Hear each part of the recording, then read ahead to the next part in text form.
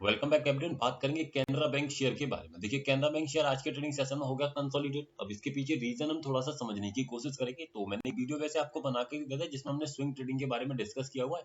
अगर आपने नहीं देखा तो जाकर के देख लीजिएगा। चलिए आ जाते हैं कहाँ पर, simple AI advance option chain पर आ जाते हैं। और सबसे पहले क्या करेंगे, कैनरा बैंक की ऑप्शन चेन को हम ओपन करने की कोशिश करेंगे ताकि उसके बारे में हम थोड़ा सा डिटेल में समझ सकें कि एग्जैक्टली क्या दिखाई दिया आज के इंट्राडे में। पोजिशनली अगर देखना है तो मैं ऑलरेडी आपको उस वीडियो में बताया हुआ हूँ, आप जाकर के उस वीडियो को देख लीजिएगा तो आपको पोजिशनली भी समझ में आ जाएगा। अभी यहाँ देखिए ओपन हो गया मेरा डेटा। अब मुझे क्या दिख रहा है, मुझे ये दिखाई दे रहा है कि जो मेरा सपोर्ट बना हुआ है वो बना है 150 पर। 150 से बुलिश प्रेशर कहाँ लगा रहा है, देखिए 155 पे।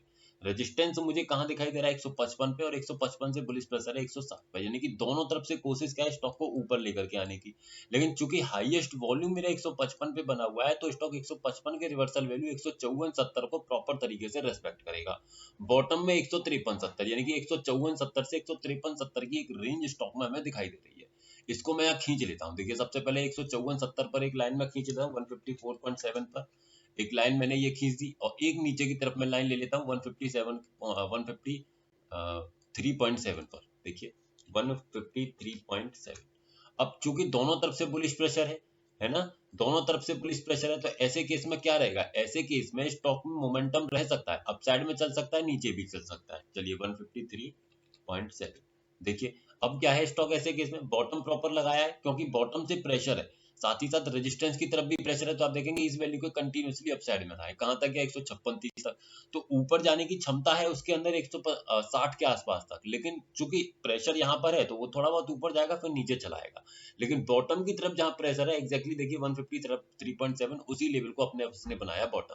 तो ये तो समझ में आया कि बॉटम से जहां से रिस्की बाइंग करनी है वो यहाँ से हो सकती थी, बट आया कितने बजे, 2 बजे के आसपास। और आपने ट्रेड बनाया होगा तो 2:30 बजे के आसपास आपको एग्जिट कर देना, प्रॉफिट हो चाहे लॉस हो, आपको एग्जिट कर देना है ना। तो डेटा के हिसाब से ये ट्रेड स्टॉक में बना। पोजिशनली हमने क्या डिस्कस किया था, चलिए मैं आपको अगर बता दूं तो स्टॉक का बॉटम 155 से 150 से 155 दिखाई दे रहा है, और ये ओआई और ऊपर जाने की कोशिश कर रहा है। अगर ये ओआई मेरा ऊपर चला जाए प्रॉपर तरीके से 160 पर, तो जो स्टॉक का टॉप अभी के लिए 155 बना हुआ है वही स्टॉक का टॉप हो जाएगा 160। इस बात को ध्यान में रखिएगा। जब तक हाईएस्ट यहाँ बना हुआ है तब तक क्या करेगा, ये कहीं ना कहीं जहां तक एक अगर स्ट्रॉन्ग रहेगा तो 156 का टॉप लगाएगा। अदरवाइज जिस स्ट्राइक प्राइस पर बुलिश प्रेशर लेकर के आएगा उस स्ट्राइक प्राइस से एक छोटी स्ट्राइक प्राइस तक स्टॉक आपको चलते हुए दिख जाएगा।